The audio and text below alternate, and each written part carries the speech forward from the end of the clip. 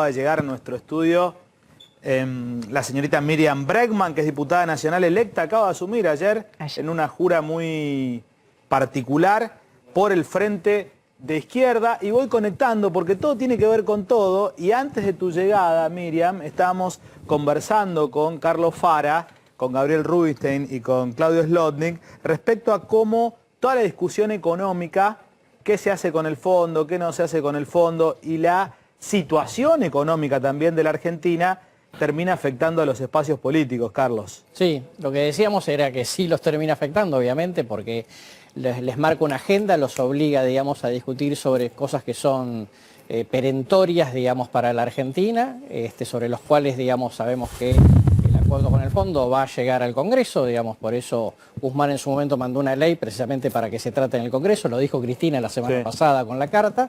Entonces eso, digamos, más allá de la necesidad del gobierno, la obliga a la oposición particularmente, digamos, a tener que tomar una acción frente a esto, sobre todo sobre un tema, digamos, que en realidad se hereda del gobierno de Macri, que es el acuerdo con el fondo, y sobre una oposición, digamos, que también mirando a 2023, más allá de que no quiera comprometerse mucho públicamente, de todas maneras le conviene que la situación llegue relativamente ordenada, porque con un incendio mucho sentido no tiene, ¿no? Claro, ahí, bueno, es lógico, ¿no? A medida que más te vas acercando al poder, más sensato te vas haciendo, y por eso esto que parecía una locura, que la oposición, que Juntos por el Cambio, acompañe un acuerdo, siendo que pueden llegar a verse potencialmente en el poder a partir del 2023, dicen, bueno, ojo, porque esto también nos va a terminar beneficiando a nosotros. Ahora, más allá de mucho acuerdo dentro de diferentes sectores de la política, lo que decías vos, Gabriel Rubinstein, respecto a que un no acuerdo con el Fondo Monetario Internacional es un escenario de caos para la Argentina, ¿verdad? Un no acuerdo, corregime, es un escenario de caos para la Argentina. Hay otros espacios políticos con una opinión válida, por cierto, de hecho elegidos por la gente, como el de Miriam Bregman. Te saludo, Miriam, ¿cómo estás? ¿Qué tal? Que consideran, y corregime si me equivoco para terminar de entender cómo estamos pensando todos en esta querida Argentina, que un acuerdo con el Fondo Monetario Internacional no ayudaría a que estemos mejor. ¿Qué pensás vos? Mira, primero déjame decir una cosita por lo que decía él. Nosotros fuimos claros en la campaña. Fuimos la única alianza política que dijo claramente qué opinaba del acuerdo con el fondo, qué opinaba del problema económico, qué opinaba del presupuesto. Y conquistamos el tercer lugar como una tercera fuerza nacional, además de las dos grandes coaliciones mayoritarias que evitaron bastante hablar de esto. Yo me acuerdo al comienzo de la campaña, íbamos a los programas de televisión, empezábamos a hablar del Fondo Monetario y nos decía, uy, la izquierda de nuevo con el fondo. Bueno, se comprobó que es la discusión central que tiene la economía, y por eso Alberto Fernández, cuando todavía no se habían cerrado las urnas, ya estaba mandando un mensaje hablando del tema del fondo. Entonces la izquierda llega al Congreso con un mandato claro que, como bien decís vos, es desconocer el acuerdo con el fondo y cuestionarlo. Pero la pregunta me parece que es al revés. Aquellos que propician el acuerdo con el fondo, cuando dicen que no hay alternativa, que si no arreglás con el fondo viene el caos, nos tiene que decir por qué esta vez el acuerdo con el fondo va a dar un resultado diferente. Porque desde Alfonsín para acá, todos los acuerdos que se hicieron con el Fondo Monetario terminaron verdaderamente en un caos, en una crisis social enorme y en una crisis económica enorme. Entonces me parece que tiene que haber una demostración de lo contrario, porque volver a elegir el mismo sendero te llevaría a resultados diferentes. Acordate que Alfonsín asumió coqueteando con la idea de un club de deudores, había estado la crisis de la deuda en México, hablando con Perú. Fue aceptando, por distintos motivos, fue aceptando los planes que le iban poniendo el Fondo Monetario, le reconoció toda la deuda que se exigía, incluso con un mecanismo muy cuestionable, que es preguntarle a los bancos cuánto se debía, no diciendo el Estado, no se investigó, y se llegó a una crisis enorme en el 89, y así, en forma cíclica, en aproximadamente cada 10 años, la Argentina entra en eso. Ahora, es gravísimo, porque el presupuesto que el lunes se empieza a discutir, tenemos reunión este lunes, 13, se discute primero en Estados Unidos, después llega al Congreso. O sea, ya empezó el sometimiento al fondo, no es que es una cuestión de futuro. A ver, es interesantísimo este debate cuando se puede dar en forma civilizada, exponiendo ideas, ¿no? E invitando, no cerrándose a lo que piensa el otro. Vos no estabas, porque llegaste hace un ratito al estudio, pero en un momento Gabriel Rubinstein planteó que un no acuerdo, más allá de la ideología, ¿no? Si nos gusta o no nos gusta el Fondo Internacional, siendo concretos en el análisis o objetivos en el análisis, vos decías, Gabriel, que un no acuerdo con el Fondo Monetario Internacional, corregime, ¿no?, termina perjudicando a todos los argentinos. ¿Qué le contestás a lo que dice Miriam? Lo primero que le diría a Miriam es felicitarte por la elección. Bueno, muchas gracias. También felicitarte por la manera que encaraste la discusión con Javier Milei. Yo económicamente pienso que Javier Milei es muy sólido y seguramente tengo mucha afinidad con él en muchas cosas de la economía. Pero cuando él toma las actitudes que tomó y en un momento llegó a decir estos zurdos de mierda y cosas por el estilo, creo que realmente tomó una actitud terrible, muy mala, porque yo valoro mucho y pienso que ustedes son una izquierda honesta, que no son una izquierda corrupta. Pienso que, por ejemplo, mucha gente en la campo era medio de izquierda, pero en general avalan muchísimo la corrupción. Y yo creo que Argentina necesita una fuerza de izquierda, como la de ustedes, que hace bien eso a la República. Dicho todo esto, y de vuelta felicitándote, creo que para mí están muy equivocados en la manera que ustedes piensan la economía y los problemas con el fondo, y etcétera, etcétera. El fondo en este momento es un acreedor con el que si no arreglaste va a decir, bueno, estás en default. Y el fondo no es tampoco un acreedor más. Es como diciendo vos, como país, decís, yo no respeto las normas del mundo, no me importa nada, y me voy aislando cada vez más. Ahora, ¿por qué sería un poco caótico no acordar? Porque la gente en Argentina, que sigue estando, llamémosle, tiene sus propiedades, tiene sus ahorros, no estamos en un sistema estalinista o en un sistema colectivista o soviético. La gente sigue, la propiedad privada existe en Argentina, entonces la gente va a decir, esto es un desastre, entonces yo voy a comprar dólares. Entonces, cuando voy a comprar dólares, el dólar se va a ir a 300.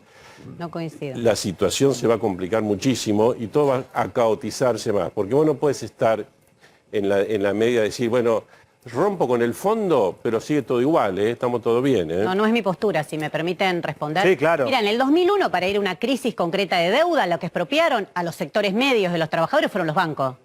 No fue ningún proyecto colectivista, ningún proyecto comunista. Los que se quedaron con la platita de la gente en el bolsillo fueron los bancos. En el 82, el que duplicó ya termino. En el 82, el que duplicó la deuda estatal, que ya era bochornosa, además a sangre y fuego llevada adelante como hizo la dictadura militar, fue Cavallo, cuando además de lo que ya debía el Estado le agregó la deuda de los privados 23.000 millones más. Entonces los que se han ido robando los dineros públicos y socializando las pérdidas han sido los grandes empresarios, como el Grupo Macri, por ejemplo, en este ejemplo del 82, y Cavallo de nuevo en otra composición política, a finales del 2001, cuando deciden expropiar los ahorros de los sectores medios de todos los trabajadores, y después otra gran robo, que es la devaluación, donde Argentina, dicen, empieza a ser competitiva, pero déjame decir una cosa, yo no digo que hay que hacer un default, Claro que un default sería un desastre. Eso yo no digo que hay que hacer un default, porque a veces se ridiculiza un poco la posición. Ustedes proponen un default. Yo lo que digo que existen los mecanismos basados, obviamente, en una enorme movilización de masas. No hay manera de discutir con estos sectores de poder si no movilizás al pueblo trabajador, de desconocer la deuda. Para empezar, la deuda es ilegal. Entonces vos tenés elementos. Segundo. Sí, bueno, porque si no parece que lo que yo propongo es un default. Yo no creo que es una medida aislada. Para un poquitito. El Estado argentino hizo un acuerdo con el fondo y vos decís que es ilegal. Es ilegal. Lo he estudiado particularmente, soy querellante en la causa de la deuda y por algo la tienen planchada. El acuerdo es ilegal. Primero, no pasó por el Congreso y cumple lo que en derecho internacional es la doctrina de deuda odiosa, que lo ha aplicado desde México hasta Estados Unidos. Pero a ver, supongamos que vos crees...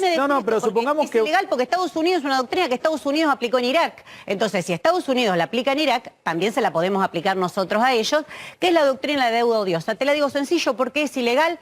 Porque el que presta también presta a sabiendas de que el destino no va a ser un destino público que beneficie. Pero suponiendo que es ilegal, vamos a suponer para no entrar... No es ilegal. Bueno, suponiendo, para él no, para vos sí. Suponiendo. Según la legislación argentina es ilegal. Que determinas que es ilegal, es el mundo que determina que es ilegal. Pero para no quedarnos en esta, perdóname, Miriam. No es un banco, no es un acreedor. El FMI es un organismo netamente político donde cobrar los dólares le interesa en una segunda instancia. Lo primero que le interesa es la dominación política. Pero para no quedarnos... No solo la economía, sino la política externa. Para no quedarnos en esta discusión, si es legal o es ilegal, ¿vos no creés que tiene consecuencias negativas? Olvídate de la ideología, de izquierda, de derecha, si sos anticapitalista, no anticapitalista, analizando con sensatez. Sí. ¿No crees que tiene consecuencias muy negativas un no acuerdo porque se te corta el financiamiento en el mundo, porque Hoy no pasás a tenemos ser... financiamiento en el mundo, o sea, es difícil que se Bueno, te corte algo que no siempre tenés. se puede estar peor, digamos. Los bonos que cotizan afuera, la falta de confianza para que las inversiones vengan, porque en definitiva, sin inversiones, sin aumento de Pero ese riqueza... es el cuento de Macri. No, pero ese es el cuento de Macri. lo que pasa es que vos Se iba a arrancás... someter, se iba a arrastrar frente a los poderes Pero internacionales, Miriam, vos, las inversiones iban a venir. Vos arrancás, a ver si estoy equivocado, cuando te escuché ayer en la ceremonia asumir como diputada nacional electa, dijiste que por el anticapitalismo. Sí, no, por terminar con este sistema, algo así. Por terminar con el capitalismo. Sí. Textuales palabras. Sí. Bueno, cuando vos ya te parás en un lugar donde decís que el capitalismo no es el sistema que querés para vivir, claro, y es muy difícil después mantener un debate, porque es como que uno habla jeringoso y el otro habla hebreo. Es un diálogo de sordo cuando vos no estás ni siquiera de acuerdo en el sistema en el que querés vivir. No, no es de acuerdo. No es para entender, No, para entender. Yo digo claramente y no oculto porque es perspectiva peleo y porque considero, además con la pandemia se mostró lo terrible, irracional que es este sistema, donde fíjate ahora estamos padeciendo una nueva cepa que recorre el mundo. ¿Por qué motivo? Prácticamente porque hay continentes sin vacunar, mientras otros no saben qué hacer con las vacunas. Te pongo un ejemplo muy chiquito. Yo peleo por otro sistema 1000 veces más democrático que esto, pero estamos en el punto de la deuda. Yo primero te dije, volver a recorrer el camino del fondo ya lo vimos y como mínimo significa que por 10 años Argentina entra en el infierno del Fondo Monetario. No significa que entra en un lugar de estabilización, donde vamos a crecer y donde el fondo de golpe se convierte en el hada madrina que te toca con la varita mágica y te deja crecer y después te empieza a cobrar. Eso no es así. Antes de que empieces a pagar, aunque te dé un periodo de gracia, el Fondo Monetario está exigiendo devaluación y ajustan las tarifas. Eso lo paga el pueblo. Pero la devaluación, Segundo, si vos te quedaste sin dólares, si vos emitiste a lo loco, es una consecuencia, no es una... Te lleva puesto el mercado. No hay una emisión a lo loco. Es un fenómeno monetario, Si querés, Miriam. después discutimos la emisión, pero no repitamos cosas que no son ciertas. No hay una emisión a lo loco. Este año es mentira. No hay una emisión a lo loco. No la hay, está por debajo de la inflación. En términos reales no. No, en términos reales no, está por debajo de la inflación. Está a la mitad que el año pasado. Exactamente. Gracias. Veníamos de 2 billones de pesos el año pasado. Es así, no hay una emisión a lo loco. No, señor. Está por debajo de la inflación, reconózcanme una, es así. Entonces, primer punto, lo que yo estoy diciendo no es en un default decir, no te pago y listo. Yo no dije eso, dije que como parte de un conjunto de medidas, obviamente, si vos vas a un desconocimiento soberano, con las herramientas que yo estaba exponiendo que te da, que existe incluso una doctrina internacional para hacer un desconocimiento soberano, vos tenés que tomar otras medidas como controlar que no haya fuga de divisas, que es el gran problema que tiene este país. Entonces hoy el comercio exterior lo manejan 3, 4 empresas que te manejan la entrada y salida de divisas. Nosotros proponemos que eso se tiene que terminar, que tiene que haber un monopolio estatal del comercio exterior, que no puede seguir siendo la Argentina víctima de la fuga de divisas. Entonces me parece que no se puede tomar como una medida aislada. Y por supuesto, insisto, solamente con el pueblo movilizado, porque si no la fuerza no va a salir de un buen discurso. Una cosa, el problema es que, por ejemplo, cuando el gobierno el año pasado intentó el camino, una partecita del camino que vos estás mencionando. No intentó eso. Con el tema Vicentín, tuviste al pueblo que salió a la calle a pedir lo contrario. El pueblo. Y por eso el gobierno no pudo hacerlo. La soberanía alimentaria. Fueron los mismos ricos de siempre que salieron a defender su privilegio, le hicieron un bu a Alberto Fernández y retrocedió. Y mi opinión es que le recontratomaron el tiempo. Que es un gobierno que demostró que es débil con los poderosos, por eso cada medida que intenta tomar, desde el control de precios de las carnes hasta cualquiera otra, lo ven que si lo corren un poquito el gobierno va a retroceder. Y es lo que viene pasando. Ahora, insisto, díganme los que dicen que hay que hacer un acuerdo rápido con el fondo, que creo que es una postura que parte porque hay un enorme lobby de las grandes empresas que están recontraendeudadas en el exterior en 80.000 millones, que necesitan llegar a un acuerdo rápido para arreglar sus propias ganancias. Pero eso no es lo que le interesa al pueblo trabajador, que va a un nuevo infierno del Fondo Monetario. Muchísimas gracias, por favor, Miriam. gracias Ahí estaba el debate encendido, cada uno con su idea.